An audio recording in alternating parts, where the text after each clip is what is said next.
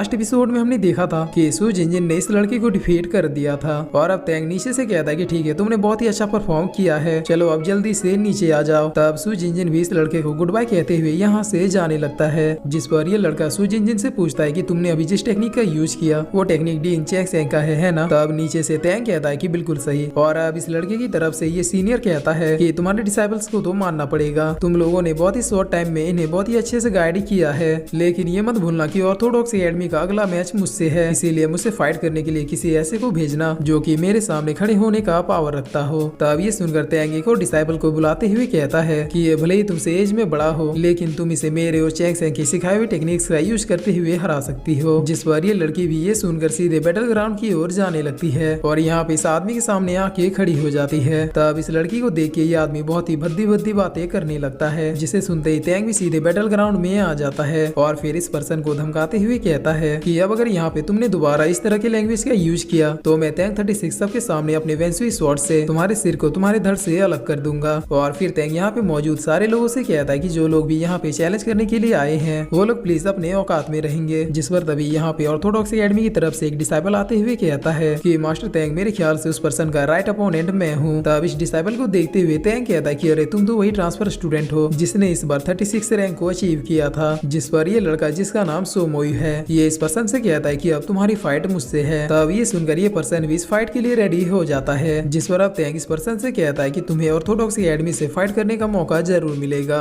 लेकिन चूंकि जो पर्सन तुमसे ऑर्थोडॉक्स एकेडमी की तरफ से फाइट करने वाला है वो आज ही ऑर्थोडॉक्स एकेडमी में आया है, इसीलिए ये फाइट अब कुछ दिनों के बाद होगी ताकि हम इस नए डिसाइबल को भी कुछ सिखा सके। और अब सीन चेंज होता है और हम शाम का सीन देखते हैं जहाँ पर तैंग कुछ ट्रांसफर हुए डिसाइबल को लेकर सेंग के पास आता है। तब इन डिसाइबल्स को देखते हुए सेंग पूछता है कि आखिर तुम लोग ऑर्थोडॉक्स एकेडमी में क्यों आए। जिस पर सोमोई कहता है कि मैंने सुना कि बायतेक्सिन ने भी ऑर्थोडॉक्स एकेडमी को चैलेंज किया है और बायतेक्सिन और मेरे फैमिली का हमेशा 36 का आंकड़ा रहता है, इसीलिए मैं ऑर्थोडॉक्स एकेडमी की तरफ से बायतेक्सिन से भी फाइट करना चाहता हूँ। इसके अलावा डीन चैंग सेंग और यंग मास्टर तैंग के अचीवमेंट्स को कौन नहीं जानता, इसीलिए मैं आप दोनों से भी सीखना चाहता हूँ। तब तैंग कहता है कि बहुत अच्छा, ये तुम्हारी लाइफ का सबसे एक्यूरेट डिसीजन है। जिसके बाद अब तैंग इस लड़के को ऑर्थोडॉक्स एकेडमी के सारे रूल और रेगुलेशन को समझाते हुए इसे सारी चीजों के बारे में अच्छे से बताता है और फिर इसे कहता है कि चूंकि तुमने मेरे रैंक को अचीव किया है इसीलिए मैं तुम्हें ऑर्थोडॉक्स एकेडमी में एक अच्छा पोजीशन देने के लिए तैयार हूँ। जिस पर ये लड़का कहता है कि यंग मास्टर तैंग आपने मेरे लिए इतना सोचा ये मेरे लिए बहुत है, लेकिन अभी मैं ऑर्थोडॉक्स एकेडमी का बस एक स्टूडेंट बन के रहना चाहता हूँ। तब तैंग भी मुस्कुराते हुए कहता है कि ओके जैसी तुम्हारी मर्जी। और अब सीन चेंज होता है और हम बीजिंग ब्रिज को देखते हैं जहाँ पर सेंग फिर से ब्लैक ड्रैगन से मिलने के लिए और उसे खाना खिलाने के लिए आया था, लेकिन तभी वहाँ पे आइस का एक फव्वारा आता है जिसकी वजह से सेंग पूरी तरीके से जम जाता है। लेकिन फिर सेंग इस आइस से निकलते हुए कहता है कि सीनियर प्लीज आप मेरे साथ ऐसा मजाक मत कीजिए। तब हम देखते हैं कि ये तो ब्लैक ड्रैगन था, जिस पर अब सेंग अपने हाथों से ब्लैक ड्रैगन को खाना खिलाता है और फिर सेंग ब्लैक ड्रैगन से कहता है कि आपने मुझे कई बार बचाया है, इसलिए क्या आप मुझे बता सकते हैं कि इसके बदले में मैं आपका शुक्रिया अदा कैसे कर सकता हूँ। तब ये सुनकर ब्लैक ड्रैगन अपने लैंग्वेज में सेंग को कुछ मिस्टीरियस बातें बताने लगता है जिसे सेंग खड़े होके सुन भी नहीं पा रहा था, जिसकी वजह से सेंग बैठते हुए इन मिस्टीरियस वर्ड्स को समझने की कोशिश करने लगता है।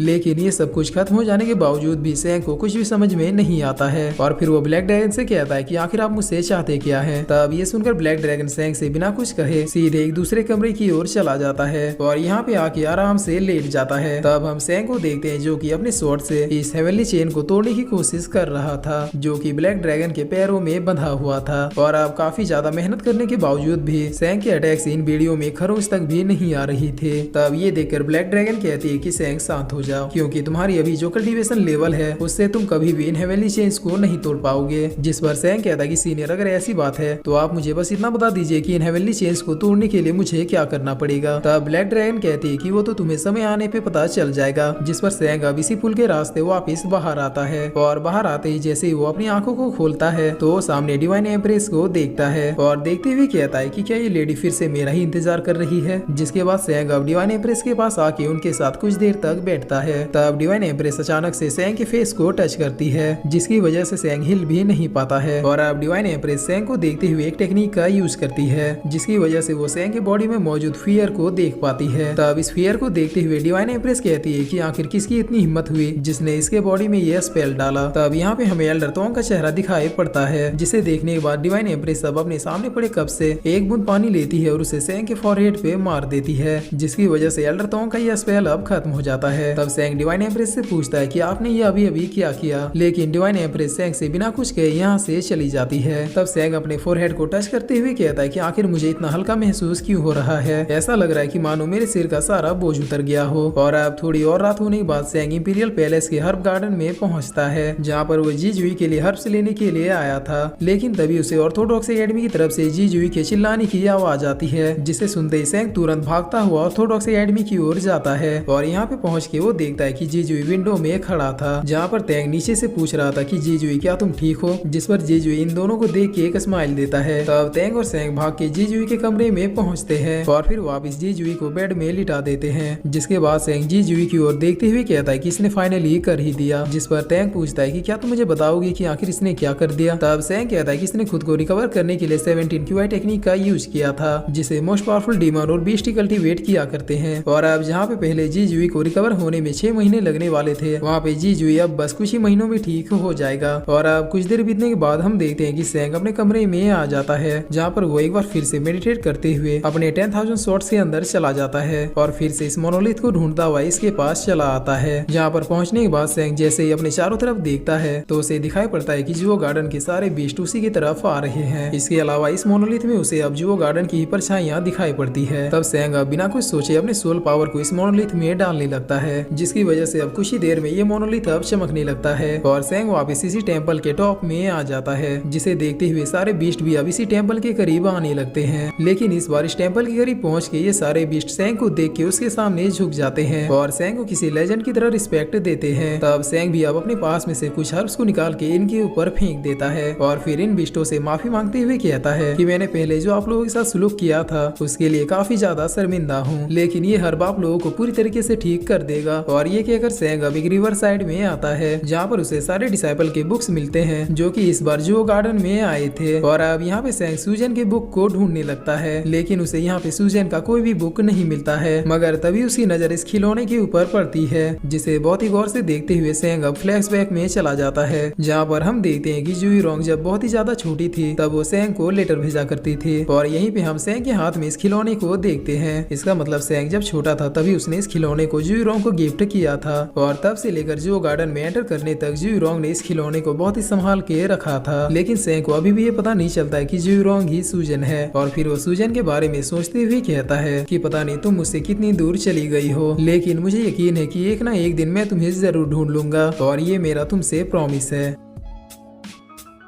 और फिर इसी के साथ ये एपिसोड यहीं पे खत्म होता है।